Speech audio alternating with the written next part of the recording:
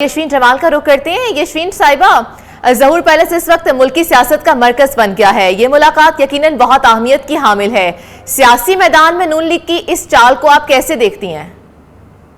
जी बहुत शुक्रिया आपका। मेरा ख्याल है कि इस तरह की मुलाकात जो है वो चौधरी शहजाद साहब अपनी गुफ्तगू में पहले कुछ बातें ऐसी कर चुके हैं जो एक्सप्लेन करती हैं शायद इस तरह की मीटिंग को, क्योंकि चौधरी साहब हमेशा ये कहते रहे कि पाकिस्तान की सियासत नजरिया ज़रूरत के तहत चलती है।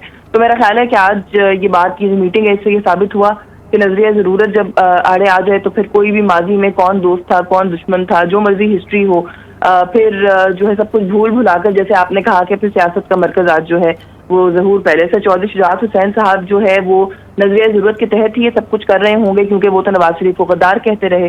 तो गद्दारों से अगर मुलाकात करने की ज़रूरत पड़ जाए तो इससे ये साबित होता है कि अपना हाउस इन ऑर्डर नहीं है, जो कि हमें पता है कि नहीं है। परवेज इलाही साहब की वजह से जो मामलात हैं, पाकिस्तान मुस्लिम लीग काफ को, चौधरी शहजाद साहब को खासी मुश्किलात का सामना है। उनको पता है कि जो उनका स्ट्रॉन्ग होल्ड है गुजरात का वो अब उतना स्ट्रॉन्ग नहीं है, क्योंकि एक पिलर जो है वो उसके अंदर से मिसिंग है।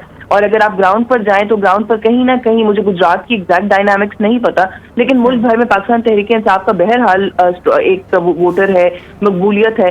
तो चौधरी शहजाद साहब का चौधरी परवेज इलाही साहब का दूसरे कैंप में होना जाहिर है चौधरी शहजाद साहब के लिए और उनके साहबजादों के लिए जो है वो मुश्किल का बाइस बन रहा होगा, जिसकी वजह से ये मुलाकात करना पड़ी। दूसरी तरफ नवाज शरीफ साहब के हवाले से भी अगर बात करें तो पता नहीं वो कैसे भूल गए कि 1986 में भी अदम एतमाद लाने की कोशिश जो है वो चौधरी शहजाद साहब ने की थी उनके खिलाफ। 99 में जब हुकूमत को बर्खास्त किया गया तब भी यही चौधरी बरादरान थे जो मुशर्रफ साहब के साथ जाके मिल गए।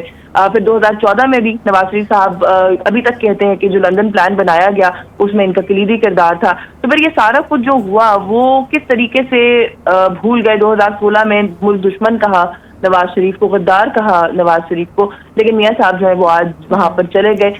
जो खबरें आ रही हैं वो यही है कि सीट एडजस्टमेंट का मामला है। सीट एडजस्टमेंट जो है वो की जाएगी।